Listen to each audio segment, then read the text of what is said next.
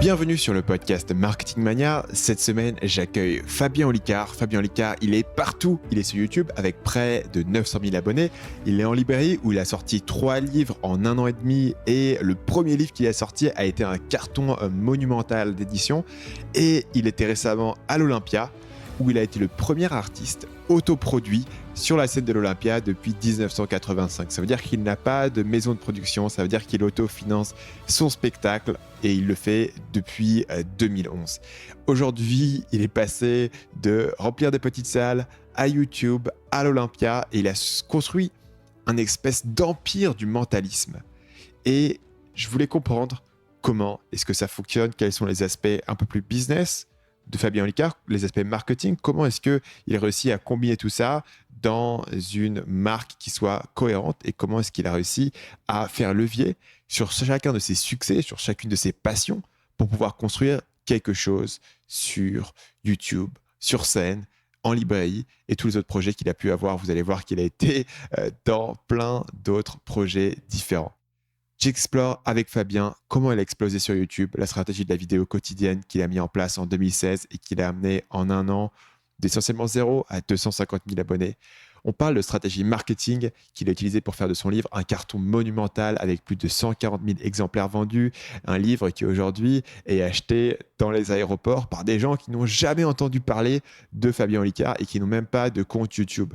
On parlera de comment est-ce que Fabien fait pour se faire inviter dans les médias, de la stratégie du bon client. On parlera de sa première expérience entrepreneuriale, un truc que vous auriez jamais attendu de lui. Sa première expérience, c'était un resto savoyard à La Rochelle. On parlera de son processus de création de vidéos, notamment ce qui lui a permis de rester efficace, de pouvoir sortir une vidéo par jour pendant 1 an sans jamais manquer une seule journée. On parlera de comment il s'organise pour mener tous ses projets en parallèle. On parlera de pourquoi son nouveau livre permet de gagner des diamants d'une valeur de 5 000 €. Et finalement, on parlera du processus exact et des étapes que Fabien a suivies pour s'être produit récemment à l'Olympia. Sur ce, je vous propose d'écouter ma conversation avec Fabien Olicard. Salut Fabien et bienvenue sur le podcast. Salut. Fabien, tu fais plein de choses, spectacles, YouTube, les livres. C'est quoi le truc dont tu te sens le plus fier aujourd'hui ? Ça c'est une phrase compliquée parce que je suis toujours le plus fier de la dernière chose que je viens de faire, tu vois, parce qu'il y a une espèce de résolution et le reste me paraît facile parce qu'il a été exécuté, donc je me dis c'était pas si ouf, j'aurais pu en fait améliorer ça, donc en général c'est dans l'instant. Mais la plus grosse émotion, c'est quand mon premier livre est sorti. Par contre, il y avait un espèce de côté, j'ai beaucoup lu tout au long de ma vie, j'ai beaucoup appris à travers les livres.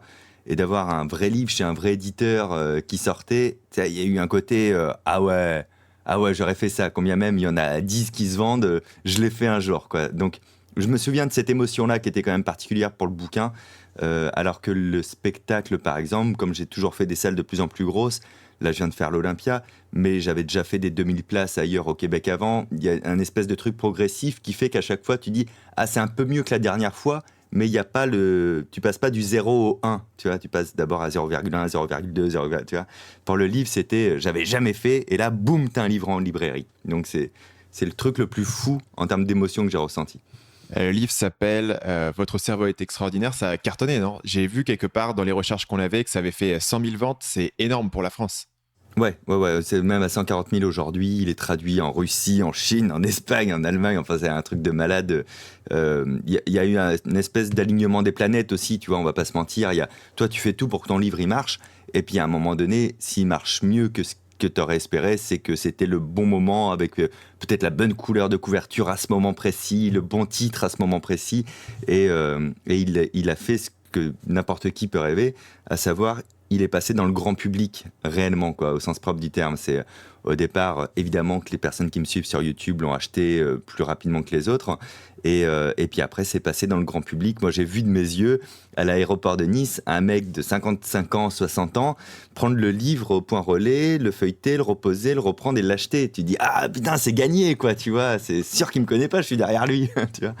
Et quand tu réfléchis en termes de mainstream, la boutique de l'aéroport, c'est vraiment le pinacle, quoi. Quand tu es dans l'aéroport, c'est là où c'est vraiment tout le monde va le voir et tu peux plus le manquer, quoi. C'est assez hallucinant. Juste pour préciser, tu sais que c'est très pertinent ce que tu dis, à savoir, ça moi je n'avais pas conscience avant, mais les points relais de gare et d'aéroport, c'est le saint graal de tous les auteurs, effectivement. C'est très très dur que ton livre soit là-bas parce qu'ils ont pas peu de titres, c'est des petits lieux, mais tout le monde veut être là-bas parce que c'est là que se font les plus grosses ventes. Au-delà des librairies indépendantes et tout, c'est là-bas que ça se passe, donc tu as tout à fait raison. On a parlé un petit peu récemment dans le podcast de marketing de livres avec un gars qui s'appelle Olivier Roland, qui a fait un livre aussi qui a bien marché sur l'entrepreneuriat. Et je suis curieux de voir un peu avec toi. Est-ce que tu as, en dehors de YouTube, évidemment, tu as tes canaux à toi qui sont propriétaires. Comment est-ce que tu as réfléchi en termes de marketing de livres? Est-ce que tu as fait un push, par exemple, je sais pas, de signature de bouquins? Tu as fait un truc en local? Tu as fait des interviews? C'était quoi pour toi ce qui a été le plus important? Alors, moi, je connais bien Olivier, hein, on s'est rencontrés plusieurs fois et tout. J'avais fait une vidéo d'ailleurs sur son livre. En amont, la seule chose que je me suis dit, le jour où je vais rendre le livre à l'auteur, c'est là que le travail commence. Le livre à l'éditeur, c'est là que le travail commence. Il ne faut surtout pas que je me dise qu'ils vont faire quelque chose, parce qu'il doit y avoir peut-être 200 livres qui sortent chez eux chaque semaine. J'exagère à peine, parce que c'est une grosse maison d'édition. Donc, je ne peux rien attendre d'eux, donc il faut que je fasse tout seul. J'ai fait plusieurs choses. La première chose que j'ai faite, c'est envoyer une vidéo à tous les libraires pour leur présenter le livre, parce que chaque libraire indépendant va décider de le prendre ou pas à la mise en place, et va décider d'en parler ou pas. Donc je me suis dit, ok, je vais voir avec l'auteur, est-ce qu'il n'y a pas moyen, si je vous fournis une vidéo, montée, etc., de l'envoyer par mail à tous les libraires avec qui vous travaillez. Et tu dis quoi dans cette vidéo? J'explique un peu comme dans la vidéo que j'ai fait sur ma chaîne, j'explique mon rapport au livre depuis toujours, j'explique que dans la vidéo que je vais sortir sur mon livre, je vais dire aux gens d'aller en priorité chez eux dans les librairies de quartier, que j'ai conscience que c'est un métier compliqué, quoi. J'imagine qu'avec Amazon c'est de plus en plus dur, avec Internet, la commande instantanée. Et ensuite, je leur présente un petit peu qui je suis, un petit peu le fond du livre, et je les remercie en fait s'ils ont participé à la mise en place. La mise en place, c'est le nombre d'exemplaires qu'on va trouver en France en physique le jour de sa sortie. Et voilà, c'est très court, hein, ça dure 1 minute 30, 2 minutes, mais je me suis dit, on va passer d'un nouveau titre à, tiens, il y a un mec qui a fait l'effort de se présenter à nous et de nous envoyer un petit mot, etc. Et d'ailleurs, quand le livre, après, a vraiment passé le cap des 100 000, j'ai renvoyé une vidéo à toutes ces librairies pour les remercier, leur dire un peu ce qu'il en était, et les remercier vraiment parce que c'est aussi grâce à eux, quand ils m'ont mis en avant chez eux, quand ils ont parlé du livre, quand ils ont dit en plus, tu sais, il nous a envoyé une vidéo, c'est plutôt sympa. Voilà, de dire une fois que le succès a été généré en partie grâce à eux, de surtout pas oublier aussi de dire merci derrière, quoi, tu vois. Et voilà, ça a été un point important qui allie et sincérité, tu vois, dans la démarche, et en même temps optimisation marketing, parce que tu sais que c'est plutôt malin de faire ça, quoi, tu vois, que c'était une bonne chose. La deuxième chose que j'avais mis en place, évidemment, c'était le travail sur la chaîne, etc. De penser la vidéo, de la millimétrer en termes de contenu. La vidéo qui sortait sur la chaîne, je savais qu'elle allait pas faire énormément de vues, parce que je parle d'un livre que je sors et c'est pas un contenu divertissant, mais que les vues qui allaient être faites devaient être qualifiées, entre guillemets, tu vois. Vraiment intéresser la personne qui regarde la vidéo et la convaincre aussi. Donc j'avais vraiment millimétré ça. Je voulais pas donner de mots comme vendre, comme prix, comme acheter le livre. Je voulais pas que ça ait une démarche commerciale. Je voulais parler du contenu. Et après, si tu veux l'acheter, tu peux aller au bout, tu vois. Je donnais pas le prix. C'est-à-dire que le prix, il fallait cliquer sur le lien pour le découvrir. Et si tu cliques sur le lien, tu as déjà fait une démarche pour te renseigner où est-ce que tu pouvais te le procurer. Donc il y avait toute cette partie-là. Et il y avait aussi la partie presse, interview, effectivement, etc., où le sujet en lui-même, c'est du bon contenu pour une radio, c'est du bon contenu pour la télé, parce que c'est comme s'ils avaient un chroniqueur gratos pour parler d'un sujet qui a tendance à plaire ces dernières années. Donc on a mis ça en avant, et j'essaye d'être un bon client aussi quand une radio m'invite, par exemple. J'essaye d'être fun, d'être intéressant, d'être passionné, d'être passionnant, et tu sais que peut-être tu vas être invité sur une autre émission sur un sujet encore similaire. Voilà. Et le dernier truc, c'était vraiment, par contre, on a repoussé d'ailleurs à cause de moi la sortie du livre. J'ai été extrêmement exigeant sur le titre, la couverture, la manière de présenter le livre. La version que m'avait présentée First au départ, c'était pas cette couve, c'était pas ce titre. Il y avait YouTube en gros avec un espèce de logo et tout. Et j'ai tout repris. J'ai fait, alors il va falloir me faire confiance parce que ça ne va pas. Et le titre, c'était « Tu es plus fort que tu ne le crois ». Je fais, ah, là, il n'y a rien qui va. Déjà, je tutoie pas les gens. C'est un livre de muscu. Je tutoie pas les gens, ça dit rien. Et alors après, il m'avait fait une V2 avec marqué deviens mentaliste avec Fabien Olicard. Je fais, alors non plus. Mentaliste, tu crois que c'est vendeur, mais en fait, personne ne sait ce que c'est. Et du coup, ça a plutôt des a priori négatifs, je pense. C'est pas un bon argument. Et enfin, bref. Donc, j'ai énormément travaillé sur le titre, la couve et le côté, si quelqu'un ne me connaît pas, n'aime pas YouTube, a des a priori négatifs sur le mot mentaliste, qu'est-ce qui se passe quand il voit ce livre? Est-ce qu'il le prend ou pas? Je me suis dit, si lui le prend, c'est gagné. Parce que les gens qui me connaissent et qui m'aiment bien, de toute manière, c'est gagné d'avance, entre guillemets, quoi, hein. C'était vraiment penser à celui qui me connaît pas, celui qui connaît pas Internet, celui qui connaît pas le mental ou le mentalisme. Comment ça se fait que lui peut être intéressé par lire ce livre? Ça peut être assez dur de parler à cette personne parce que toi, tu es tellement dedans, tu baignes tellement dedans et puis tu as tendance à interagir avec des gens qui te connaissent déjà ou qui savent déjà ce que c'est le mentaliste. Comment est-ce que tu t'es mis dans la tête de cette personne-là? Comment est-ce que tu imagines ce qui va la faire réagir ou non? Est-ce que tu as eu une pratique particulière ou est-ce que tu as testé des choses? Comment tu as géré ça? Pas tellement. En fait, le seul truc, mais dès que je lance un projet, que ce soit sur YouTube, sur scène ou autre chose, je me dis toujours, mais en plus je le simule pas, je me dis, de toute manière, on me connaît pas. Tu vois, j'ai 900 000 abonnés sur YouTube. Ça veut quand même dire qu'il y a 69 millions de Français qui me connaissent pas. Tu vois, je pars toujours de ce principe-là. On me connaît pas en réalité. Quand je marche dans la rue, je suis pas arrêté tous les 2 mètres, quoi. Tu vois. Donc c'est assez. T'es arrêté quand même parfois? À partir de quel moment est-ce que tu te fais arrêter dans la rue en termes d'abonnés? Ça dépend. Pas trop à Paris, parce que je pense qu'à Paris, les gens sont habitués à voir des gens, tu vois, qu'ils ont déjà vus ailleurs ou quoi. Ça va être plus quand je suis en tournée en province. Mais ça reste, c'est fréquent, mais dans sa fréquence, c'est assez anecdotique, tu vois. Peut-être que si je me balade 2 heures dans la rue, peut-être je vais choper 2-3 personnes qui me checkent du regard, tu vois, et puis une qui vient demander une photo, tu vois. C'est pas délirant, quoi. Donc j'ai vraiment, j'ai les pieds sur terre là-dessus, quoi, tu vois. Je me dis, on me connaît pas, donc pars pas à faire des trucs en prenant comme a priori que les gens te connaissent et te suivent et voient ce que tu fais. Tu dois repartir de zéro. C'est ce que j'avais fait pour YouTube. YouTube, pour l'anecdote, je me lance en 2016, ça veut dire que je suis sur scène depuis 2011. Le spectacle, il marche bien, je fais des tournées dans des 500 à 800 places où c'est complet. Donc j'ai un vrai public qui me suit, tu vois. En termes de spectacle, j'étais plutôt un peu coté, quoi, tu vois. Et quand j'ai lancé la chaîne, à aucun moment, je me suis positionné comme un mec qui était déjà un petit peu suivi, un petit peu connu, qui remplissait déjà des belles salles. Pourquoi pas?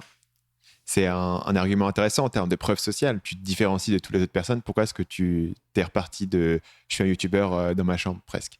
Parce que justement, c'est une preuve sociale et moi, je voulais juste prouver directement à l'image. Je savais qu'en faisant une vidéo par jour, j'aurais largement le temps de te convaincre parce que tu allais voir de qui je suis, de ce que je fais, plutôt que de te dire je te jure, hein, le spectacle, c'est un carton et il y a plein de gens qui viennent le voir. Tu peux me croire sur parole.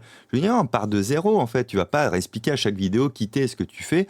Tu as décidé d'être sur une nouvelle plateforme, tu commences à zéro. Par contre, j'ai jamais caché que j'étais déjà sur scène et que j'avais une vraie activité, entre guillemets, depuis plus de 8 ans. Mais je me suis dit, on va pas commencer à mettre... tu sais, c'est comme si pour te vendre le spectacle, je te disais, tu sais qu'en 2007, j'ai eu un premier prix européen en mentalisme.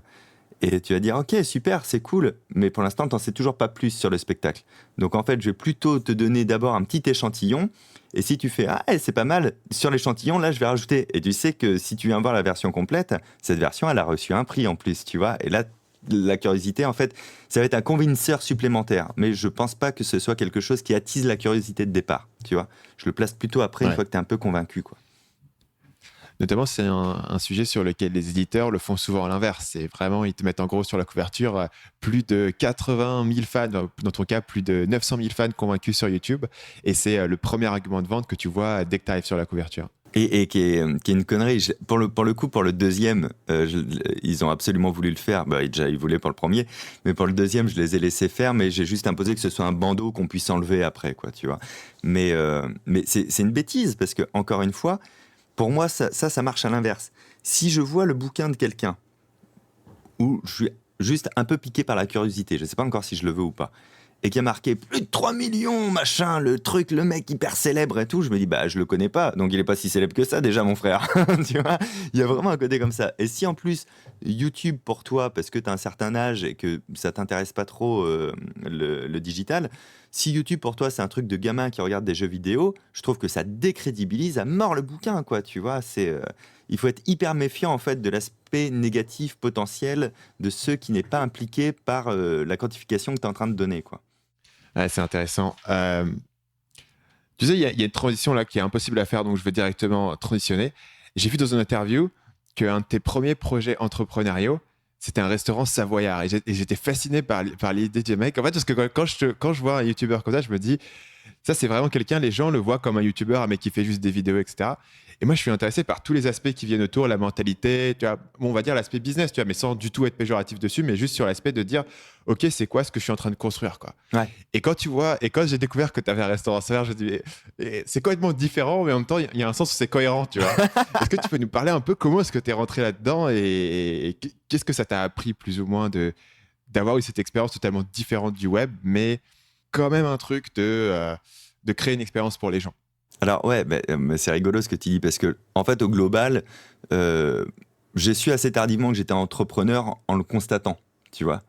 C'était pas quelque chose que j'avais. Et à quel moment est-ce que tu conscientisé. l'as constaté quand tu faisais tes spectacles?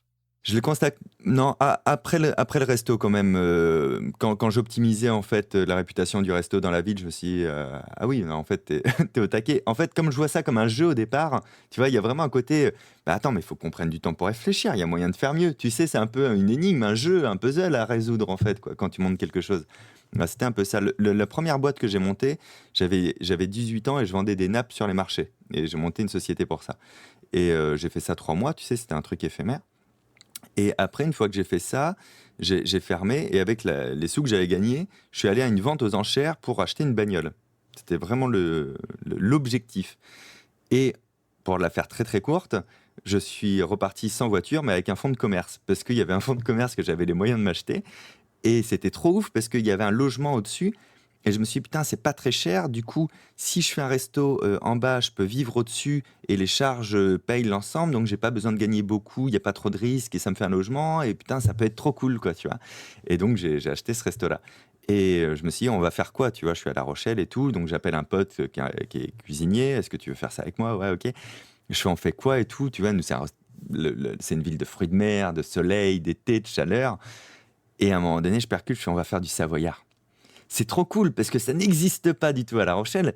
Qui n'aime pas la raclette, la fondue et toutes ces conneries? Moi, j'adore ça personnellement.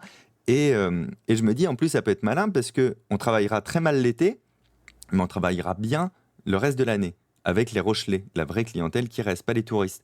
Sauf que les touristes, ils sont là 2 mois et les Rochelais, ils sont là 1 an, sur 1 an, tu vois. Donc, ça peut être assez cool. Et c'est comme ça qu'on a lancé le truc et avec cette petite réflexion de si j'arrive à choper les Rochelais et qu'ils se disent ça c'est un truc que connaissent pas les touristes, ça c'est un truc à nous. Alors peut-être que je vais m'implanter vraiment dans le paysage comme étant le petit truc atypique en plus où tu viens passer un bon moment et manger un plat hyper original pour la ville et c'est ce qui s'est passé. Et j'ouvrais pas le midi, j'ouvrais que le soir. Et le soir, j'ouvrais jusqu'à temps qu'il y ait du monde. Donc c'est pareil, j'avais rajouté ce truc il y a un restaurant en plus dans La Rochelle où on est en semaine, en plein hiver, c'est pas encore les vacances ou un truc comme ça. Il est minuit et demi, bah, peut-être que je peux manger chez Olicard et il fait peut-être encore des fondus, c'est encore possible, tu vois. Donc il y avait ce truc-là et moi je m'en foutais de finir tard, j'ouvrais pas le matin et j'avais mon appart qui était au-dessus, donc c'était très cool, quoi, tu vois. Et qu'est-ce qui a fait que tu t'es pas lancé dans la restauration, t'as pas ouvert d'autres restos? Qu'est-ce qui a fait que à un moment donné, tu t'es dit non, en fait, je vais faire autre chose? Non, en fait, c'était prévu à l'ouverture que j'arrête. C'est-à-dire que quand on a ouvert avec mon pote, avec Denis, on s'est dit 2 choses. On s'est dit, on va profiter à mort. Quand je dis profiter, c'est aussi faire la fête, etc. On avait 18 ans, hein, donc on va vraiment profiter. Et comme on avait vu un peu plein de gens dans la rue, c'était une rue piétonne hyper sympa et tout le monde était très pote et tout, on s'est dit par contre, faut pas devenir comme eux, ceux qu'on aime bien, tu vois. Et là, nous, on avait 18 ans et demi et on côtoyait, on sortait avec des mecs qui avaient 40 ans, qui étaient hyper cool, qui étaient serveurs, restaurateurs et tout. Et ces personnes-là, ça fait 10 ans qu'ils disaient ouais, là, je fais ça, mais je ferai pas ça toute ma vie. Après, je vais arrêter à un moment donné la restauration.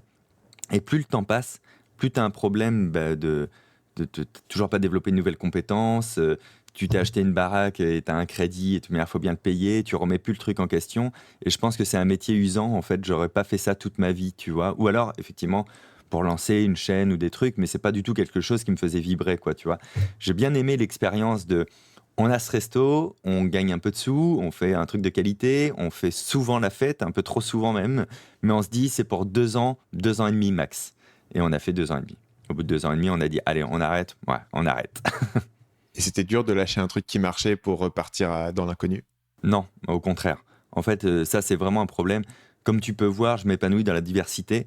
C'est parce que j'adore commencer dans quelque chose que je connais pas, apprendre, tu vois, faire des balbutiements, après optimiser, après réussir à plus ou moins gros niveau. Mais après, j'ai plus trop de challenge, tu vois, et c'est pas des projets de vie à chaque fois, tu vois, c'est plus de la curiosité d'aller dans un domaine que je connais pas. Et c'est pour ça, je crois que c'est toujours un petit peu en mouvement parce que je vais avoir une tendance à me lasser, tu vois, et j'aurais pu le feu sacré. Malheureusement, quand quelque chose marche trop bien, ça m'enlève le feu sacré de me dire, allez, on va continuer à développer et tout. Donc, il n'y avait pas de remords, de mélancolie à arrêter le resto. Tu ressens la perte du feu sacré actuellement sur tes projets? Je pense à YouTube, au spectacle. Les spectacles, tu les fais quand même depuis 2011. Ouais, mais c'est pour ça que j'en sors régulièrement, plus régulièrement que n'importe quel autre artiste que je connais dans le milieu de l'humour, par exemple. Là, le spectacle que j'ai arrêté, le précédent, Fabien Olicard vous mentalise, j'aurais été produit chez un producteur, il m'aurait dit, bah non, tu vas le jouer encore 2-3 ans. C'est encore un jeune spectacle, il remplit bien, on va encore le développer, on va encore s'en servir. Et alors que je devais encore continuer 6 mois de plus au Grand Point Virgule, en août 2015, j'ai fait, ah non, j'arrête, j'ai envie de dire autre chose. Je jette tout et j'en réécris un. Et donc, le spectacle à soi, tu peux pas être lassé si tu réécris souvent. Là, je joue le nouveau depuis quelques mois. Je suis déjà en train d'écrire le prochain, en fait. Tu vois, j'ai déjà des envies de dire autre chose, de faire autre chose, parce que tu bouges aussi dans ton mental et dans ce que tu as envie de proposer, quoi.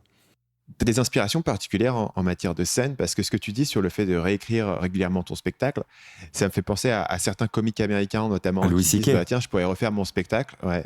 Louis C.K. notamment qui avait dit ça, et il dit eh ben, j'ai commencé à décoller au moment où je me suis forcé chaque année à mettre à la poubelle tout ce que j'avais écrit et à partir de zéro. Mais il est passionnant, cette interview de lui.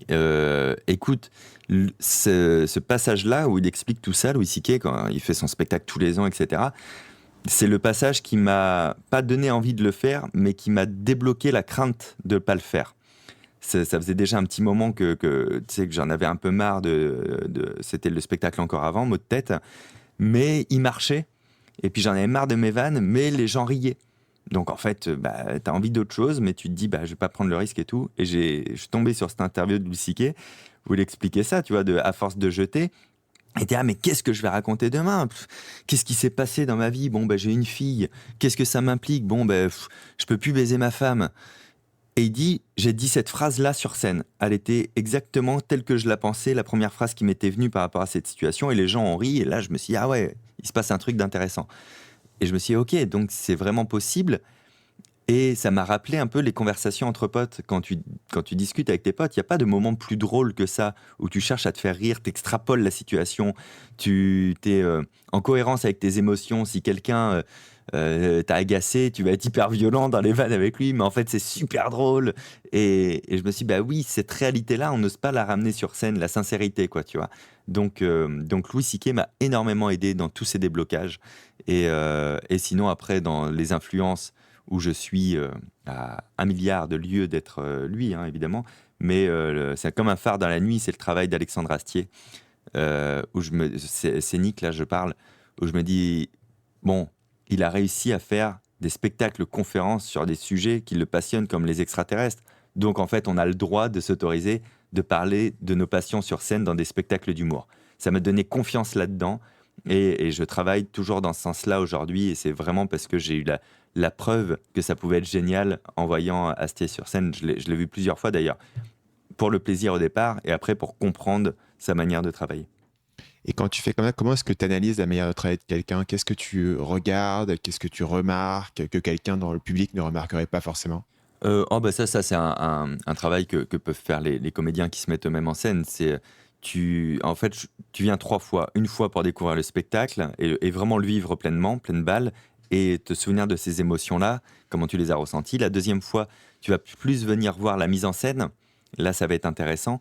Donc, limite, t'écoutes plus le spectacle presque, hein. Tu regardes ce qui se passe sur scène, que ce soit le décor, les lumières, ses déplacements, le rythme, combien de noirs, pourquoi, à quel moment donné, il va raccrocher les wagons s'il y en a qui n'ont plus décroché. Bon, c'est vraiment, tu cherches la recette de la mise en scène.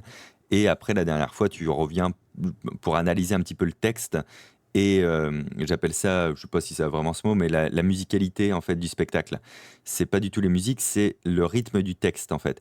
Comment ça se fait que je décroche jamais? Est-ce qu'il va vite? Est-ce qu'il va lentement? Est-ce qu'il fait des modulations de vitesse? Est-ce qu'il fait un rythme dans les émotions? On rit, on est touché. Voilà. Comment lui, il apprend ça? Et qu'est-ce que ça m'avait fait ressentir la première fois? Donc j'analyse tout ça. Après, j'ai une dernière chose que je peux analyser sur les spectacles qui m'intéressent, mais c'est pas tellement pour Astier que j'ai fait ça, j'avais fait ça pour Stromae.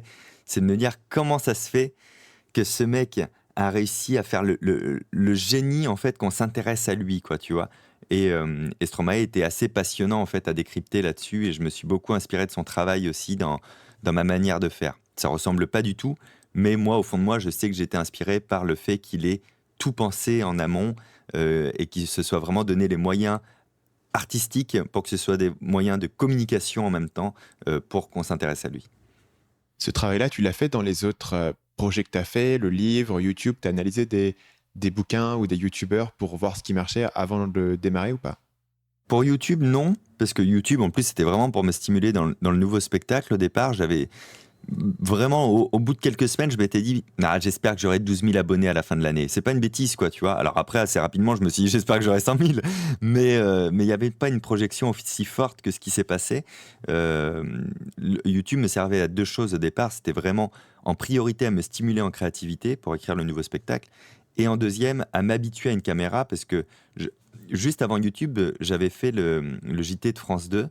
J'avais fait le JT d'M6, bon, j'avais fait pas mal d'émissions et c'était une catastrophe, quoi. C'est-à-dire que on me voyait à la télé, on me voyait sur scène, il y avait un monde entre les deux. Moi, je me disais comment ça se fait que bah, j'étais pas naturel. En fait, je rentrais dans un moule un peu attendu de gendre idéal, j'ai l'impression.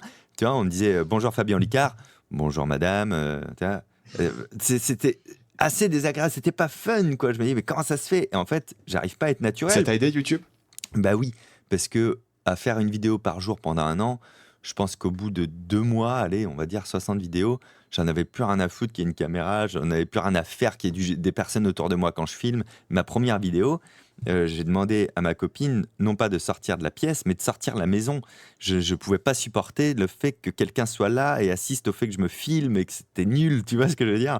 Et du coup, la violence de le faire comme ça, d'une manière hyper régulière, fait qu'à un moment donné, j'ai gagné un naturel fou à la caméra. Et le bénéfice inattendu, c'est que j'ai récupéré de ce naturel-là sur scène. C'est-à-dire que ma version, la version de moi sur scène est beaucoup plus naturelle qu'avant. Avant, elle était un peu plus jouée. Et ça, c'est hyper intéressant. C'est un bonus supplémentaire. Il y a un côté intéressant au fait de faire une vidéo par jour, parce que c'est comme ça, toi, que tu as commencé. En 2016, quand tu as commencé, tu t'es lancé le défi une vidéo par jour. Et il y a un côté intéressant à faire ça qui est que, un peu comme on l'a dit tout à l'heure avec l'exemple de Louis C.K., tu es obligé constamment de te réinventer, de repartir de zéro chaque jour. Et du coup, tu as un peu un élément d'aléatoire qui vient, où chaque jour, tu ne peux pas faire la vidéo parfaite, et donc tu vas tester un truc un peu différent. Et cette petite variation-là te permet parfois de trouver des meilleurs angles. Et même si moi, je ne publie pas extrêmement fréquemment sur YouTube, je reconnais pas mal la valeur d'avoir, au moins au départ, de publier beaucoup et de publier souvent pour te forcer à tester différentes choses. Parce que si tu publies tous les jours, tu ne peux pas faire toujours la même chose. Donc, à un moment donné, tu es obligé de tester des trucs et tu vas voir un peu ce qui marche. Et puis, ça t'oblige en fait à l'imperfection, à admettre l'imperfection. Et ça, c'était assez intéressant pour moi. J'ai jamais eu l'habitude de travailler comme ça. Un peu trop maniaque en fait sur les choses. Je suis très contre le fric. Et quand on fait une par jour, tu es obligé en fait qu'elle ne soit pas aussi parfaite que ce que tu pourrais penser à la base, etc. C'est des grandes discussions que j'avais avec un pote de longue date, Max Bird, qui est comme ça également. Et c'était très dur pour lui, YouTube, tu vois, parce que il faut faire du contenu et puis en même temps, il aime tout calé, millimétré, etc. Et voilà, je trouve que c'est pas mal aussi de se libérer en fait de son envie de perfection qui n'est jamais atteinte en plus. Donc, c'est une stratégie qui a marché super bien pour toi. En un an sur YouTube, tu étais à 250 000, c'est bien ça? Et, et je suis curieux de voir, c'est quoi ton estimation de ça? Pourquoi est-ce que ça a marché? Pourquoi est-ce que ça a décollé sur YouTube? Est-ce que c'est vraiment la fréquence de publication? Est-ce que c'est ta personnalité? Est-ce que c'est ton expérience de scène qui t'a donné un avantage par rapport à tous les YouTubeurs qui peut-être font un peu la même chose les uns que les autres? Si tu devais donner, après on ne sait jamais exactement les raisons, mais si tu devais donner les recettes ou pas les recettes, les conclusions que toi t'en as tirées, qu'est-ce que ça serait? Je pense qu'il y a 5 grosses lignes qui définissent ça, le fait que ça a marché. Je pense que la première chose, c'est que ça devait être le bon moment pour l'algorithme. L'algorithme devait être un petit peu en mode, plus ça publie fréquemment, plus je mets ça dans les suggestions. Tu sais, on sait que l'algorithme, il change avant, il changeait 2000 fois par an. Maintenant, ils font plus de 1 à 2 millions de variations par an, tu vois. Donc, c'est toujours en mouvement. Là, c'était un peu plus figé et je pense que c'était la bonne période aussi, tout bêtement, pour être dans les suggestions. La deuxième chose, c'est que je pense que, en fait, il y avait pas ça n'existait pas, en fait, ce que je faisais sur YouTube. Ça n'avait pas été un truc que je m'étais dit avant, mais que quand je regarde après, je me dis, bon, il devait aussi y avoir le côté surprenant de putain, il fait quoi? Je connais pas. Tu vois, je sais pas du tout ce que c'est. C'est quelque chose que je n'ai pas vu encore sur le net. Donc, ça a forcément dû aider. La troisième chose, c'est d'avoir fait une vidéo par jour. Je pense aussi que ton rendez-vous, il est posé, quoi. Tu peux pas oublier que je sors une vidéo. Si à un moment donné, tu me connais un peu et que tu n'as rien à regarder sur Internet, que tu te fais chier 5 minutes, il n'y a pas à te dire tiens, est-ce qu'il a sorti une vidéo ou pas? Je pense que ça te pop à l'esprit directement de moi j'ai 10 minutes. Bon, tu sais quoi, je vais regarder la vidéo du jour de Fabien. Tu vois, c'est une espèce de truc où tu n'as plus du tout à faire le moindre effort de savoir quel jour on est, est-ce qu'il y a une vidéo qui est sortie ou pas. Il y en a une. Quoi qu'il arrive, il y en a une. La quatrième chose, c'est le featuring, c'est-à-dire le fait de faire du mentalisme. Je suis obligé d'avoir un invité. Je peux pas trouver quelque chose que j'ai mis dans ma tête à moi. Ça n'a aucun intérêt.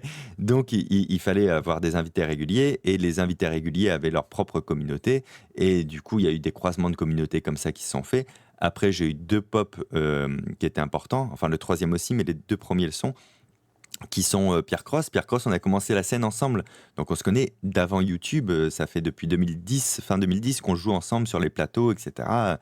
Et moi, j'avais même pas conscience d'ailleurs qu'il avait autant d'abonnés. Ça, c'est assez marrant. Et donc, quand il a vu que je faisais ça et tout, il m'a appelé. Il me fait, mais ça te dit, on fait une petite vidéo ensemble? Et je dis, bah oui, carrément, c'est trop cool. Donc, ça m'avait fait prendre, je crois, 10 000 abonnés, un truc comme ça. Donc, ça te fait quand même un socle. C'est hyper confortable. Une fois que tu as 10 000 abonnés sur la chaîne, c'est ouf. Moi, je me souviens. Parce que je rationalise ça en termes de spectacle. Donc 10 000 abonnés, c'est 5 fois l'Olympia. Tu vois, je vois les vrais gens que ça fait, quoi. Et tu continues à publier ton contenu en disant, OK, on me connaît. Et s'il y a 10 000 personnes qui te connaissent, il y a 10 000 fois plus qu'une personne qui peuvent partager tes vidéos, en parler. Il y a un petit côté exponentiel sur YouTube qui est intéressant. Et pareil, j'avais fait une vidéo avec Lola Dubini parce qu'on avait joué sur scène ensemble à la nouvelle scène pour une soirée. Et du coup, cette vidéo-là aussi, je crois, m'avait refait prendre 10 ou 15 000 abonnés. Donc voilà, le fait que ce que je produisais sur YouTube nécessite absolument d'avoir des personnes, eh ben, ça m'a aidé en fait à me faire connaître quand la personne voulait aussi faire une vidéo sur sa chaîne. Et puis le dernier truc qui a fait vraiment popper à la fin, c'était au mois de septembre quand Doc7 m'a fait passer dans un salut internet, où là, ça a été, je crois que j'avais pris 50 000 abonnés dans la journée, c'était juste un truc de malade. Donc ça, c'est les 4 grosses premières explications. Et la 5e, je pense, c'est parce que j'ai toujours essayé de réorienter sur un truc un peu divertissant. J'arrive pas à être drôle en vidéo comme je peux l'être sur scène, j'ai besoin d'un public pour être marrant. Mais par contre, j'ai toujours essayé de faire des choses légères. Et je prends un truc en compte, c'est que YouTube, c'est pas une plateforme de formation. C'est une plateforme de divertissement. Et du coup, quand je veux expliquer quelque chose que les gens peuvent refaire, par exemple, je vais toujours me dire, ils vont pas porter énormément d'attention. Ils vont pas le travailler. Donc, il faut que ce soit clair, accessible, facile. Et donc, il y a des choses que je ne m'autorise pas à mettre sur la chaîne YouTube parce que je trouve que ça n'a pas de sens, parce que les personnes ne vont pas le recevoir, ça va être trop complexe, ça demande beaucoup trop de travail. Donc, je vais trouver un chemin pour en faire une version plus light et un peu plus fun. Donc ça, je pense que le côté vraiment vulgarisation, c'est le dernier truc qui a permis que ça fonctionne aussi. Ces choses que tu t'autorises pas à mettre sur YouTube, tu peux par contre les mettre, par exemple, dans un livre ou dans un spectacle? Ouais, exactement.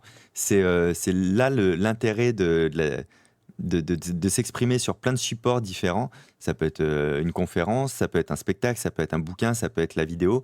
Euh, le mot je m'autorise pas peut paraître fort, tu vois, tu dis ah ben non, tu fais ce que tu veux dans ta vie. Bah non, en fait, faut pas être idiot, quoi. Faut faire ce qu'il faut aux endroits où il faut. Et dans les livres, plus ça va, plus les livres que je sors sont un peu plus pointus parce que voilà, le livre permet de s'autoriser ça. Il y a un jour, c'est déjà en projet, je sortirai ce qu'on appelle un bouquin d'autorité. C'est un vrai bouquin sur la mémoire, mes thèses sur la mémoire, sur ce qui existe, mais sur ce que j'ai découvert moi, etc. Ça va être un bouquin très chiant qui s'adresse à des personnes qui sont vraiment extrêmement intéressées. Il s'en vendra très peu, mais ce livre-là, j'ai envie de le sortir. C'est un besoin avant tout, c'est mes propres recherches. Et ce sera aussi un argument d'autorité qui fera que quand je dis en vidéo faites ça avec votre mémoire, etc., aujourd'hui, tu peux me croire ou pas, un jour, tu auras le moyen de savoir pourquoi je dis ça si tu as envie de savoir exactement quels sont les travaux que j'ai faits sur la mémoire, tu vois. Donc, je crois vraiment qu'il y a un espace réservé à chaque chose et que c'est un peu naïf de se dire bah non, j'ai le droit de tout m'autoriser partout.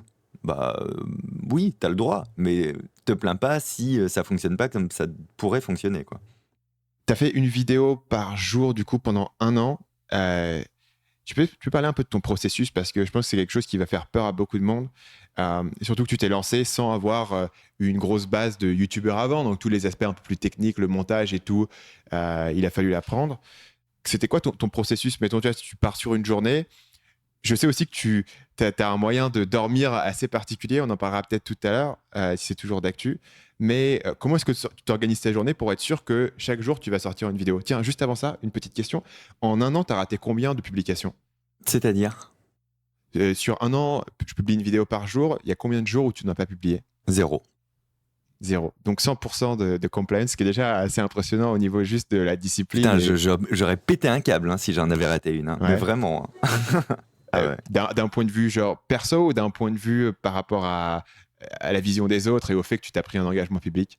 Non, c'est perso, comme je te dis, tu sais, je suis un peu autiste dans l'âme, je suis maniaque à mort et il y aurait eu un trou en plein milieu du puzzle, c'est insupportable pour moi d'imaginer ça, quoi, tu vois, c'est vraiment Ok. ultra perso, là. Donc tu as mis quoi en place comme routine dans la journée pour être sûr que chaque jour, à 17h, ta vidéo sorte?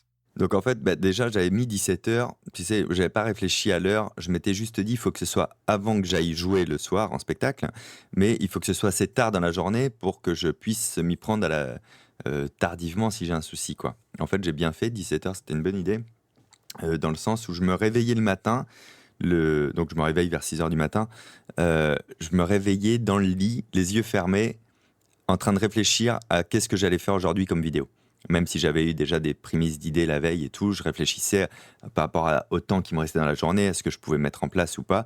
Et je me levais pas du lit tant que je ne savais pas, j'avais pas mon pitch de base dans la tête. Donc les vidéos, tu les planifiais pas à l'avance, tu les décides au jour le jour? En fait, quand tu fais une par jour, tu es en flux tendu parce que tu crois que tu peux t'organiser, mais ça tient pas 3 jours. Ça marche quoi, pas. tu vois. Ouais. Ouais. Tu es obligé de faire du flux en permanence.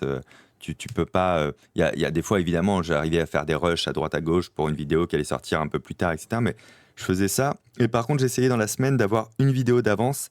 C'était celle du dimanche. Comme ça, elle, je la planifiais le samedi. Et le dimanche, c'était une journée sans vidéo. J'ai toujours essayé de préserver mon dimanche en termes de travail, en fait. Et tu travailles pas du tout le dimanche pour avoir vraiment cette journée de break, ou est-ce que tu t'autorises des petits glissements?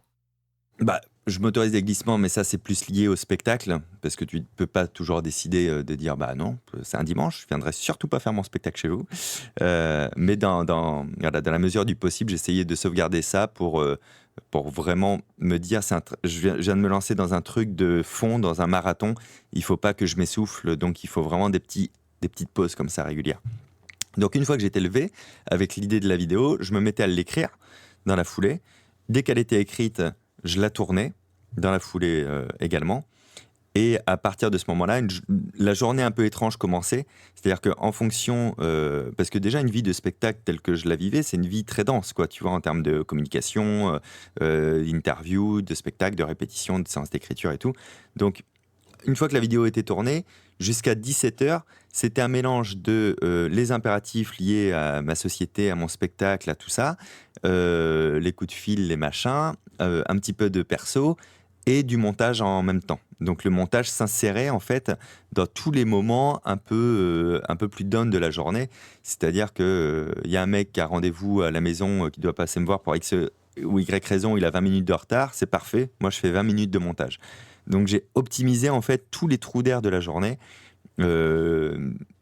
Et après à 17h, ça sortait.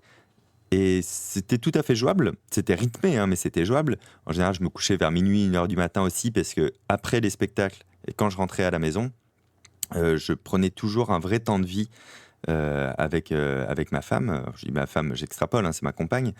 J'ai toujours pris, on a pris comme ça 1h, 2h, 3h, donc ça me faisait me coucher à 1h du matin. Donc tu vois, d'1h à 6h, il reste 5 heures.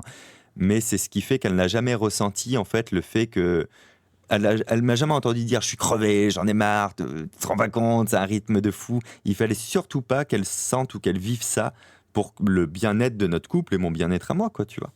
Donc c'était important aussi de ménager ça. Et du coup, la seule chose qu'il a fallu que je supprime durant cette année-là, c'est que c'est une année de ma vie où je n'ai rien appris d'autre que de faire des vidéos.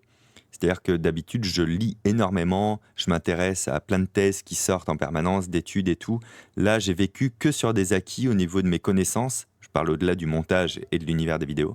Mais durant cette année-là, voilà, j'ai vécu sur des acquis et je n'ai pas été à la découverte de choses, j'ai très peu lu.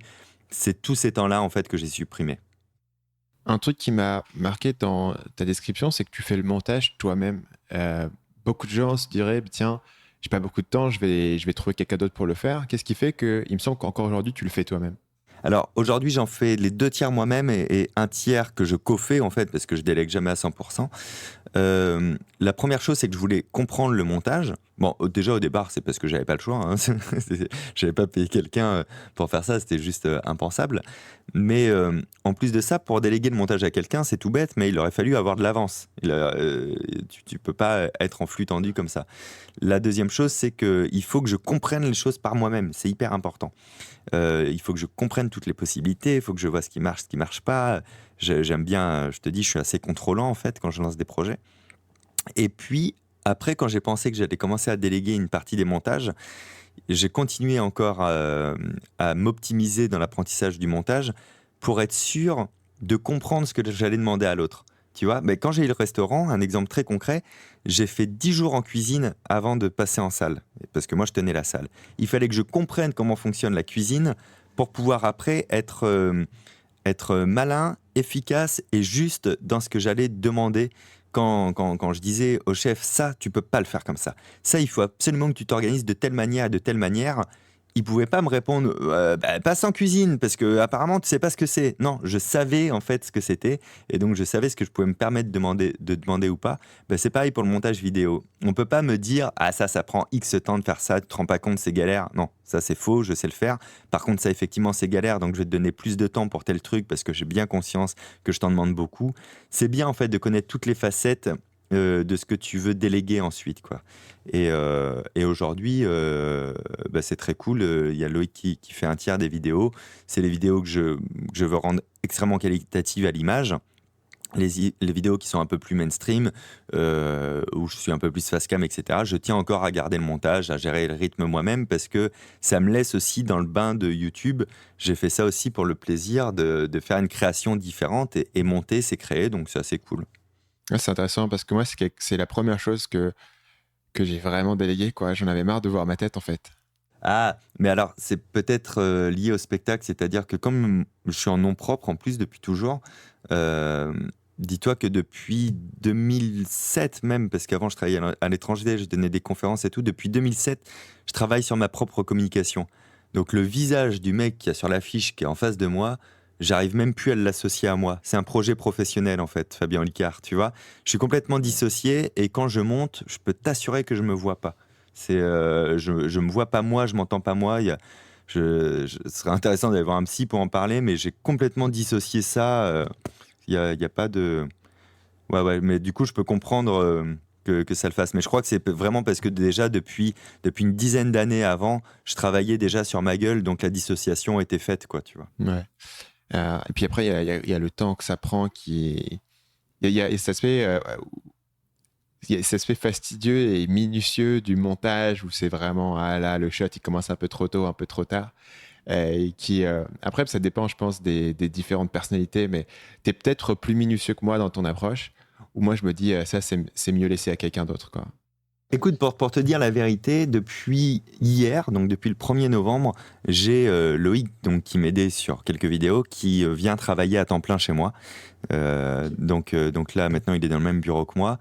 Et je vais plus lui déléguer de choses, mais c'est plus simple pour moi parce qu'on est dans le même bureau, c'est-à-dire je vais pouvoir limite commencer à prémonter, à faire les petits cuts tels que je les vois, lui passer le bébé, il va pouvoir faire le gros travail, et après je vais pouvoir passer derrière et puis faire mon relou de dire attends, fais ça là, et puis fais ça là, et puis fais ça là. Mais là c'est possible parce qu'on a une proximité physique, donc même si c'est pas moi qui ai la souris dans les mains, j'ai quand même l'impression de monter dans la démarche de réal presque. Tu vois ce que je veux dire? Ouais. Un truc qui est intéressant sur YouTube, c'est que j'ai vu quelque part que tu disais que quand tu t'es lancé, tu avais l'instinct d'un format de vidéo qui allait marcher, qui était un peu le format prank, un peu j'utilise le mentalisme pour faire différents défis dans la vie réelle et pas arnaquer les gens, mais bon, et montrer un peu comment je peux tourner les gens en bourrique. Et tu avais décidé de pas le faire. C'était quoi ta réflexion derrière là-dessus où tu disais, ah, il y a un truc qui peut cartonner, il y a une tendance et moi j'ai un truc différent à porter sur cette tendance. Et tu as décidé de pas aller dessus et de faire quelque chose un petit peu plus éducatif. Et donc, du coup, quand c'est éducatif, c'est plus difficile de le rendre divertissement, quand tu le disais tout à l'heure. Oui, oui, c'est vrai. Bah, déjà, il y a le côté, ça c'est vraiment dans mon ADN, la pédagogie. Tu sais, j'aime bien expliquer ce qui, moi, m'a stimulé à apprendre. J'aime bien essayer de le réexpliquer derrière. Donc, il y a ce premier truc. Mais en fait, quand je me suis projeté, j'ai vraiment réfléchi en fait à me dire, ça, je suis sûr que ça fera un carton, c'est une certitude. Mais je savais que ce serait éphémère dans le temps. Tu sais, qui es-tu dans le temps, en fait, quoi, dans ton image globale? Qui es-tu? Est-ce que tu es le mec qui fait des pranks de mentalisme et que ça cartonne, qui deviendra le mec qui faisait des pranks de mentalisme, qu'en fait toujours, mais on regarde plus trop parce que on connaît, et après, tu es le mec qui, depuis qu'il fait plus les pranks de mentalisme, il n'a pas réussi à se renouveler. Tu vois, j'avais vraiment peur de la temporalité de cette mode, et comme toutes les modes d'ailleurs. Donc je me suis dit, je vais même pas en faire du tout parce que ça m'amuse pas trop. Et si j'en fais un peu, on risque de me le réclamer après énormément. Et en fait, ça va me saouler puisque je compte pas en faire beaucoup. Donc j'ai décidé de pas en faire. C'était beaucoup plus simple. Et du coup, c'est un sujet, moi, qui m'intrigue pas mal, c'est ce rapport avec le temps. J'ai beaucoup de mal, moi, à me projeter à plus de... enfin, dans le passé, j'avais beaucoup de mal à me projeter à plus de 90 jours, 6 mois, 9 mois. Tu vois, au bout d'un moment, il y avait tellement de variations d'année en année, ne serait-ce que dans les projets professionnels que j'allais avoir, que je m'étais un peu conditionné à me dire que tous les plans de moyen terme c'était du bullshit, quoi, parce qu'au final, j'allais jamais les réaliser. Si j'avais un plan à 3 ans, c'est clair que dans 6 mois, j'aurais des opportunités qui étaient totalement différentes. Et avec le temps, avec le fait que ce que je fais se solidifie, il y a quand même un intérêt quand tu construis quelque chose à pas changer d'orientation et à construire. Est-ce que toi, tu as un moyen particulier de réfléchir à tes objectifs, à quel horizon de temps tu les places? Je vais juste dire, moi, ce que je fais, c'est que la manière principale dont on s'organise ici, c'est avec des plans de 90 jours. Donc, c'est notre vrai horizon de planification. Et puis après, on essaye d'avoir, ou en tout cas, moi, j'essaye dans mon coin peut-être d'avoir une espèce de vision à 3 ans, quoi. Mais au-delà de 3 ans, je ne sais pas du tout ce que ça va devenir. C'est quoi, toi, tes horizons de temps et ta manière dont tu fixes ces objectifs? Eh ben, écoute, je suis pire que toi. Je projette assez peu dans le temps mais c'est depuis très longtemps hein, que je fais comme ça. D'une, parce que je suis pas capable. De deux, parce que je trouve que presque mathématiquement, c'est impossible de prendre en compte tous les facteurs pour faire une projection saine, même si tu peux faire une projection flexible. Et toute ma vie, j'ai réussi à chaque fois à faire des choses que j'aime bien, tu vois, et à délaisser les choses que j'aime plus. Donc c'est une certaine richesse. Donc je me suis dit, qu'est-ce que je peux en fait projeter qui ne sera jamais une contrainte, mais du coup qui n'est pas un objectif à réaliser. les objectifs, en fait, ils viennent au fur et à mesure et c'est assez ouvert à l'opportunité. Tu vois, par exemple, je me suis jamais dit, je ferai un jour mon spectacle à l'Olympia. Et je l'ai fait. Et c'était ouf de le faire, tu vois. Mais c'était pas planifié. Je l'ai réservé un an avant, le temps de l'organiser, c'est tout, quoi. Donc, la seule projection que j'ai dans le long terme, c'est toujours la cohérence du personnage. C'est-à-dire que je suis quelqu'un et il faut que ce soit cohérent.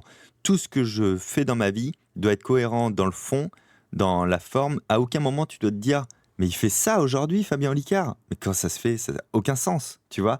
Il faut toujours que la cohérence soit globale dans le contenu, dans la forme et dans la qualité. Et ça depuis toujours. Quand j'ai lancé mon premier spectacle, et le deuxième pareil, et là aujourd'hui le troisième, j'ai toujours été en autoproduction, donc en moyens extrêmement limités, surtout au début. Et tous les copains humoristes du métier étaient persuadés que j'étais produit ou que j'avais un attaché de presse ou que j'avais un attaché de com, un assistant de com. Parce que je me faisais chier des nuits entières à faire une communication qui paraissait ultra quali et ultra pro, tu vois. Donc voilà, j'ai mes phares comme ça, une espèce de truc check dans le long terme. Il faut que c'est toujours la même qualité, que le fond soit toujours cohérent, la forme toujours cohérente. Et après, je peux me diversifier et faire plein de choses. Si ça suit ça, ça ira. Et je vois mes activités comme une hydre. Tu sais, une espèce d'hydre qui a plusieurs têtes. Et comme moi, je m'épanouis que dans la diversité, je lance des têtes en permanence. Les têtes sont gourmandes. Donc, quand il y en a une qui vraiment ne grossit pas et que par contre, elle mange beaucoup, pour moi, sa nourriture, c'est du temps et de l'énergie, eh ben, je l'arrête. J'ai aucun mal à arrêter une activité ou un projet. J'ai pas de gros affect dessus. Il n'y a pas de «Ah, j'ai raté ça».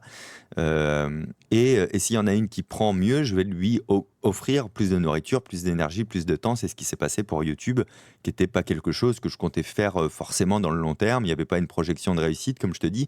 Ça m'apportait autre chose au départ. Et puis après, bah, comme ça marchait et que ça me plaisait, bah, je me suis dit, OK. Et à cette époque-là, j'avais un magazine gratuit que j'avais sur Paris. Il n'y avait pas mon nom dessus, hein, c'était Humour Magazine. C'était un gratuit distribué à la sortie des spectacles. Et ça marchait plutôt pas mal. Ben ça, je l'ai arrêté. En fait, je l'ai coupé. C'était trop d'énergie et trop de temps pour quelque chose qui marchait normalement. Ben, je me suis dit, OK, ça, toi, je te coupe. Et en 2017, comme ça, j'augmente un petit peu le temps que je consacre à YouTube. Je continue de le maintenir, voire je le fais grossir.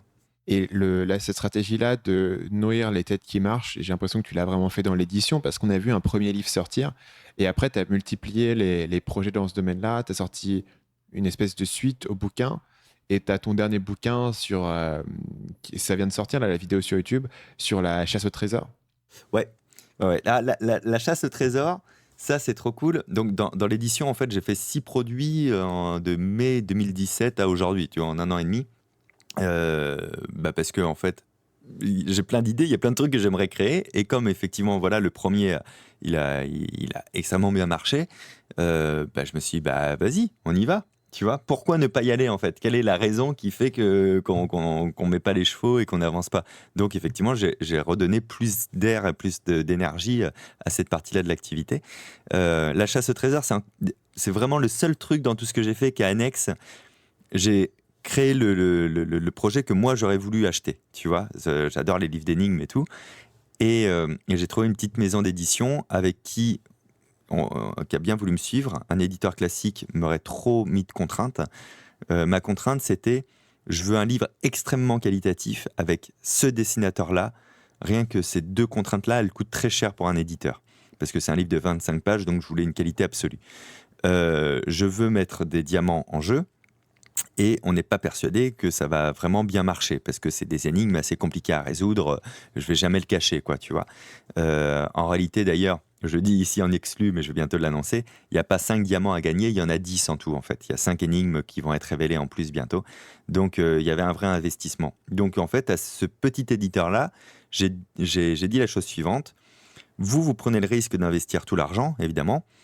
Et moi, en tant qu'auteur, je vais commencer à prendre mes droits d'auteur que quand l'investissement du livre est remboursé. C'est-à-dire qu'en temps normal, un auteur touche ses droits d'auteur dès le premier livre vendu, quoi. Je veux dire, ça fonctionne comme ça. Donc, c'est un autre risque supplémentaire. Et en plus, il demande un avaloir, à savoir de l'argent avant. Moi, par rapport à ce qui s'est passé au premier livre et tout, j'aurais pu demander 10 000 euros d'avance, par exemple, tu vois. Donc j'ai demandé zéro en avance et les droits d'auteur que quand le projet sera déjà autofinancé. Et c'est cette démarche-là qui a permis de sortir ce truc qui était un kiff et il n'y a pas la pression de ça fonctionne ou pas, c'est un jeu. Si demain tous les diamants sont trouvés, le jeu est terminé et on vend plus un seul livre, tu vois. Donc c'est la première fois que j'ai pu sortir un vrai kiff, un vrai truc qui n'a d'autre sens que j'avais envie de faire ce jeu-là et il est fait, quoi. Et c'est cool de voir tous les projets que tu as pu. J'ai vu aussi récemment les cartes de mémoire, la manière dont tu peux monétiser la chaîne et offrir différentes choses. Bah, bien sûr, il y a les spectacles, il y a les différents bouquins. Tu as été vachement inventif sur la manière de monétiser ça, puisqu'on sait que pas mal de youtubeurs sont un peu en porte-à-faux par rapport à YouTube, notamment si tu es dépendant pour tout ton revenu et pour payer ton loyer d'une entreprise qui est Google, qui est AdSense, qui a des règles qui ne sont pas exactement claires et qui peut te couper du jour au lendemain, ça peut être assez anxiogène.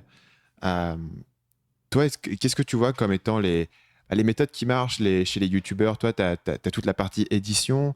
Euh, Est-ce que tu crois au truc du type, voilà, on va vendre des t-shirts, Patreon? C'est quoi ta vision sur tout cet écosystème-là pour les youtubeurs qui cherchent d'autres manières de monétiser? Bah, écoute, avant d'élargir aux autres, je vais revenir sur ce que j'ai fait, mais effectivement, j'ai jamais fait de Tipeee, de Patreon, de goodies ou de crowdfunding. C'est 4 choses que je veux pas faire. Pour moi, si je Tu veux fais... pas les faire? Ah non, je veux pas. Non, non, surtout pas. C'est-à-dire que si je fais l'une de ces 4 choses, moi personnellement, je dis pas que c'est ça pour les autres, hein, surtout pas, mais moi personnellement, je ressens ça comme un échec. Ça veut dire que j'ai pas été assez inventif et je ne suis pas assez productif et inventif pour me passer de réclamer de l'argent sous ces formes-là. Et ça m'agace beaucoup. Tu vois, c'est vraiment un sentiment très personnel, hein. C'est pas un jugement sur les autres, c'est juste moi en fait où je me dis, putain, je suis pas foutu de proposer quelque chose qui sera et utile et intéressant et fun et rentable en même temps. Je suis quand même capable de le faire, quoi, tu vois. Et, et même les crowdfunding, à une époque, je m'étais dit, je peux faire ça, ça se justifie vraiment dans des gros projets. Et en fait, même Donc, là, j'ai du trouvé type d'autres solutions. Kickstarter, etc., Ulule, c'est ça? Ouais, c'est ça, ouais. Moi, pour le coup, je trouve ça vachement intéressant comme modèle pour l'aspect prévente. C'est quelque chose que moi, j'utilise pas mal, du fait de prévendre quelque chose pour vraiment tester la demande et puis pour avoir des retours directement. Et des bouquins comme les tiens, par exemple, je me suis dit, tiens, ça aurait bien cartonné sur Kickstarter, par exemple, ou le pack, les cartes sur la mémoire, etc. Je me suis dit, ça aurait été des produits qui auraient bien marché dessus. Alors, c'est pas faux. Mais par contre, moi, je me dis, le crowdfunding, je m'en servirai qu'une fois dans ma vie. J'ai qu'une carte à jouer et faut que ce soit une grosse carte, quoi, tu vois. Et c'est rigolo parce que quand j'ai fait mon premier festival d'Avignon, je m'étais dit, peut-être que je vais en faire un pour ça. Et puis en fait, j'ai trouvé des solutions, je ne l'ai pas fait. Et après, je me suis dit, quand je vais sortir le livre, peut-être je vais en faire un pour ça. Et puis en fait, j'ai trouvé un éditeur et je ne l'ai pas fait. Et après, quand j'ai fait l'Olympia, je me suis dit, peut-être je vais en faire un pour ça. Et puis en fait, j'ai trouvé d'autres solutions et je ne l'ai pas fait. Et pour l'instant, je le repousse à chaque fois. Et je me dis, il faut vraiment que ce soit le projet le plus badass que j'ai envie de faire. Parce que ce jour-là, je pense pas que ce soit utile de faire des crowdfunding tout le temps. Aujourd'hui, j'ai une certaine écoute, tu vois, il y a un certain nombre de personnes qui m'écoutent. J'ai envie que le jour où je les sollicite, ce soit tout le monde en même temps et pour un truc de malade mental, tu vois. Mais bon, encore une fois, tout ça, c'est personnel. C'est intéressant parce que j'ai un peu le même calcul là-dessus, notamment par rapport à Kickstarter, etc. Est-ce que je pense que ça rajoute tout un aspect médiatique qui est intéressant sur un projet? Donc, si par exemple, tu voulais monter vraiment un gros projet que tu veux faire le bruit maximum, il y a ce côté de ce projet à lever X sur Kickstarter, sur Ulule, qui rajoute un angle médiatique et qui rajoute un côté, ça a été vraiment porté par la communauté. Et même si au final, tout projet que tu montes, que ce soit le livre ou l'Olympia, c'est au final porté par la communauté, mais comme c'est porté à posteriori par la communauté, il y a un aspect moins storytelling. Et je trouve que moi, l'aspect qui m'intéresse le plus dans Kickstarter, c'est vraiment ça, c'est de me dire, tiens, on pourrait avoir un truc et en faire le plus gros truc qu'on ait jamais fait, le plus gros projet qu'on ait jamais porté, et de dire, voilà, le projet a été financé, alors en partie, en entier, c'est pas important, mais par les gens qui ont été là pour nous soutenir, et ça donne une crédibilité qui est intéressante. Effectivement, c'est pas une cartouche que tu peux tirer à chaque fois, donc peut-être qu'il faut effectivement choisir le projet qui peut tout transformer, qui peut tout cartonner. Et, euh, et toi, notamment, tu as une visibilité dans les médias, mais moi, c'est pas trop mon cas actuellement. Et tu vois, je me disais, si on voulait faire un truc qui peut vraiment rentrer dans le mainstream, ça serait peut-être une porte d'entrée qui est intéressante en termes de positionnement. Oui, c'est vrai. Non, je suis complètement d'accord. Après, je reprends, je ne vais pas oublier ta question, hein. YouTube, pour moi, ça n'a jamais été une projection d'être mon revenu principal et ça ne le sera jamais, jamais, jamais.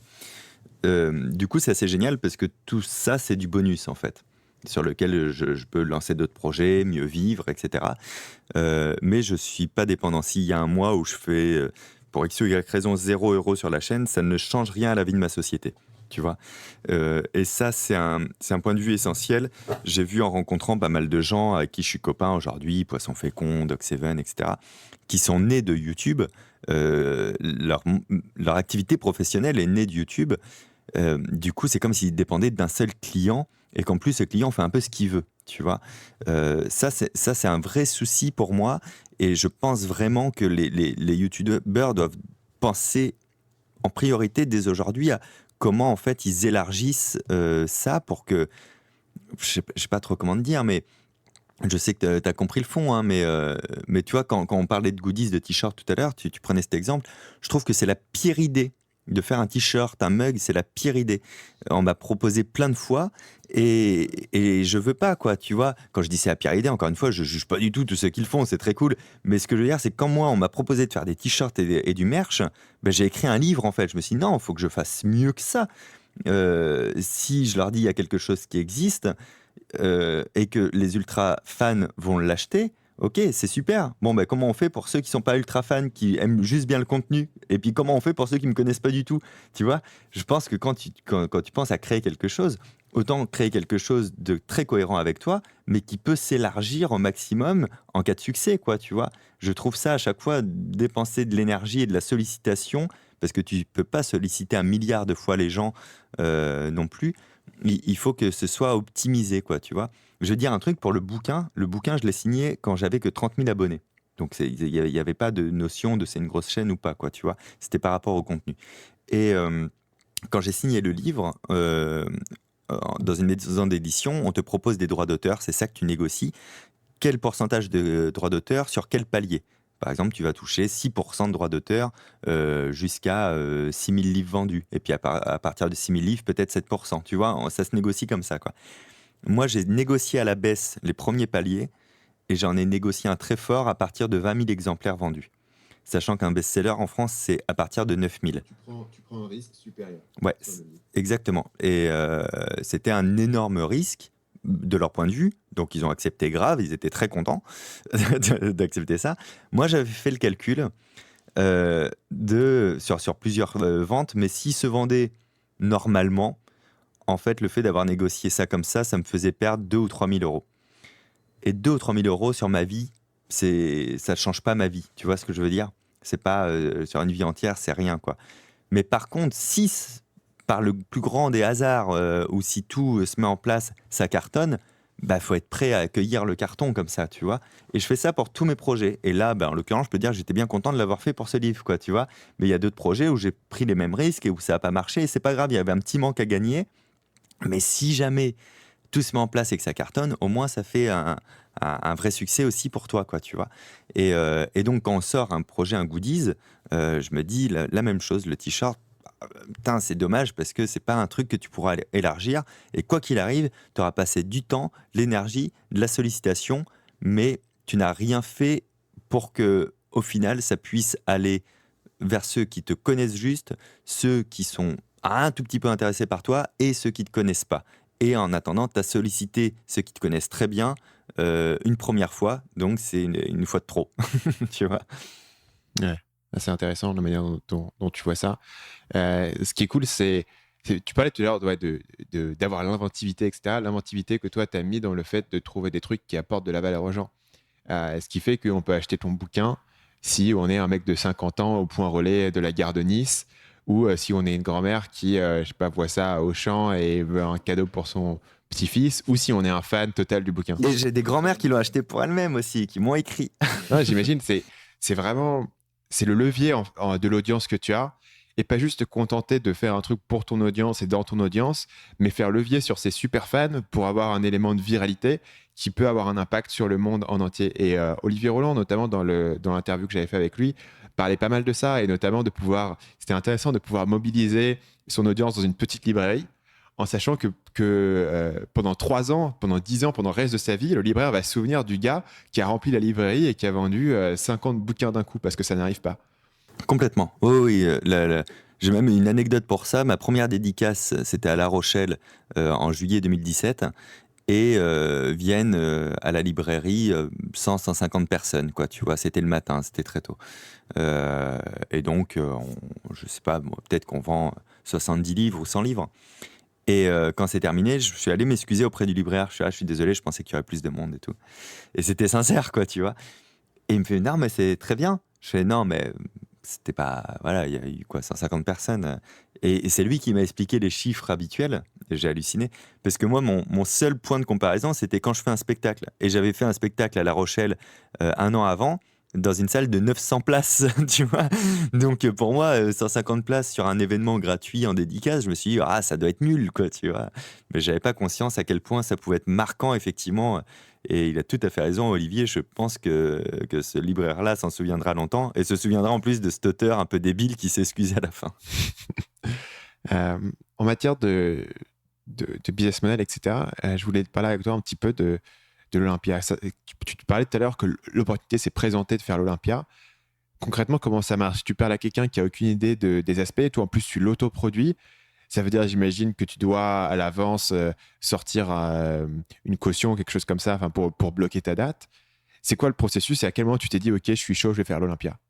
Alors, écoute, l'Olympia, en réalité, comme toutes les salles de spectacle, ça se loue, en fait, hein. Mais comme c'est une salle de spectacle et que ça a une réputation, il faut que tu arrives à convaincre les gens de te le louer. Voilà comment ça se passe.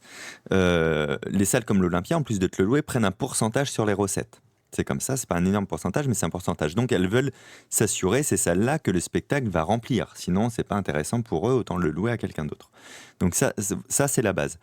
C'est pour ça que toutes ces salles qui demandent énormément de moyens en communication, etc., en location, beaucoup de moyens, une grosse force de frappe financière, ne travaillent qu'avec des producteurs et des gros producteurs. Ils avaient eu personne en autoproduction depuis 1985, t'imagines le truc, quoi. Et j'ai eu, quand je dis l'opportunité, c'est qu'à un moment donné, j'avais l'argent sur le compte de la société, pile poil, assez d'argent pour monter un Olympia. Et il me restait un truc genre 10 000 euros sur le compte de la boîte, quoi. Et je me suis dit, bah, vas-y, je vais le faire. Je vais prendre ce risque-là. Je pense qu'il y a moyen de le faire. Donc, je suis allé à l'Olympia. On s'est rencontrés plusieurs fois. Et j'ai réussi à les convaincre de me le louer. Mais je ne savais pas encore si je faisais une connerie ou pas. OK ? Si ce n'était pas une grosse bêtise que j'étais en train de faire, quoi. Et il y a le directeur de l'Olympia, il y a 2 directeurs. Le directeur technique, qui est l'ancien régisseur technique là-bas, donc c'est un des co-directeurs aujourd'hui de l'Olympia. Et le deuxième directeur, c'est un mec de Universal. Donc là, on est sur une partie costard-cravate, finance pure, c'est pas l'artistique qui prime. Et après notre dernière rencontre, ils m'appellent pour me revoir et me disent, voilà, nous, on te propose une coproduction.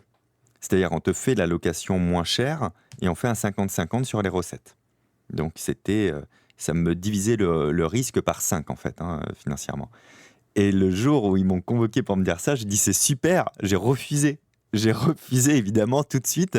Et je suis parti hyper confiant parce que je me suis dit, ça veut dire qu'ils y croient. Ça veut dire qu'ils ont tout analysé et que pour eux, c'est jouable. Donc, à partir du moment où c'est jouable pour eux, je ne veux plus du tout faire de coproduction avec eux. Je veux le faire à 100%, tu vois.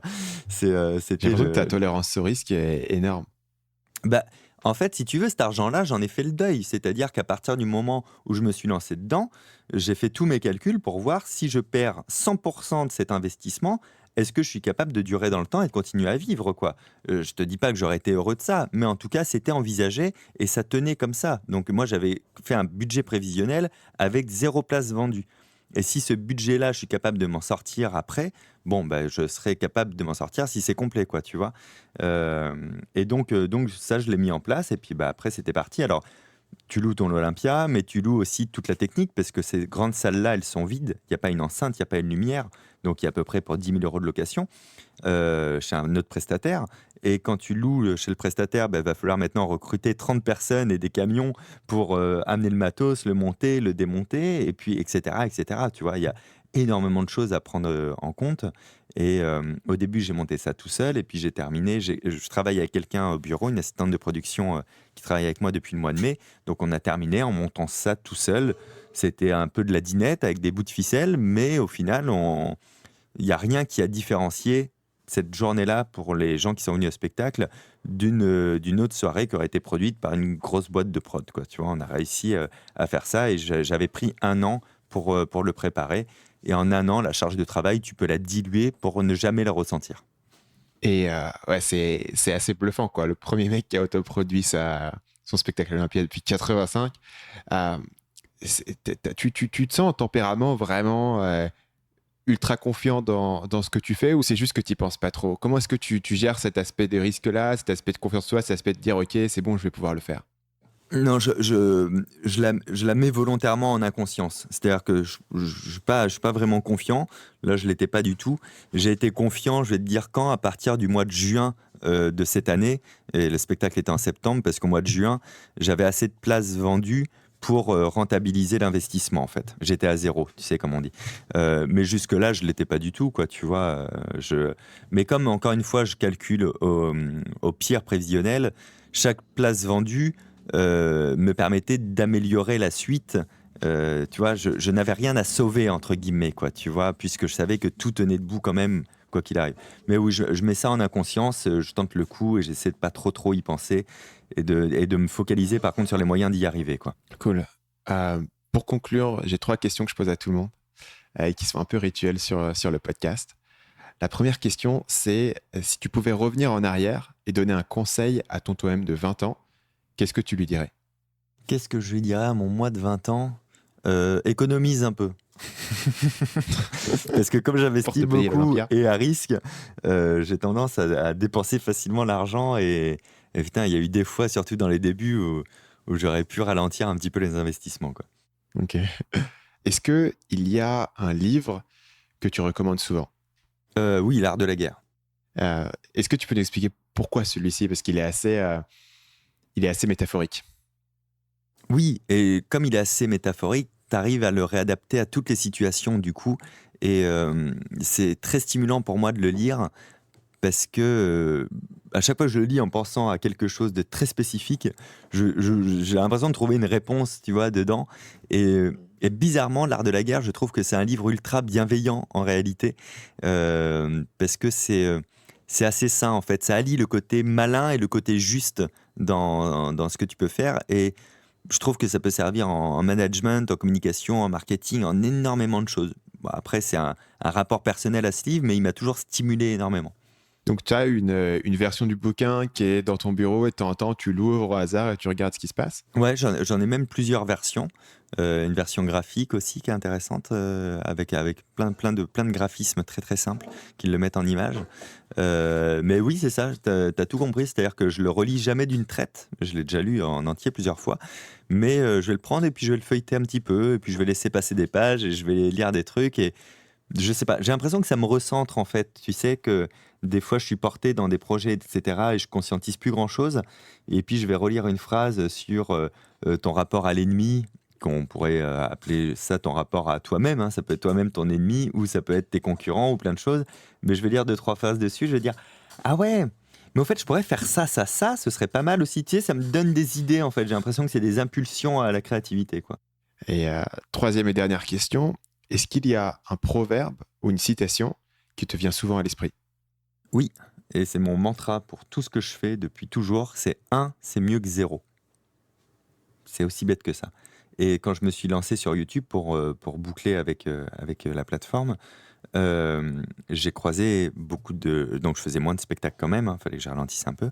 Je croisais beaucoup d'artistes avec qui je travaillais avant, qui continuaient d'évoluer plus vite que moi sur l'aspect scénique, du coup, et qui me disaient « Mais pourquoi tu fais ça? Pourquoi t'as quoi, 500 abonnés sur ta chaîne, ça sert à rien ?»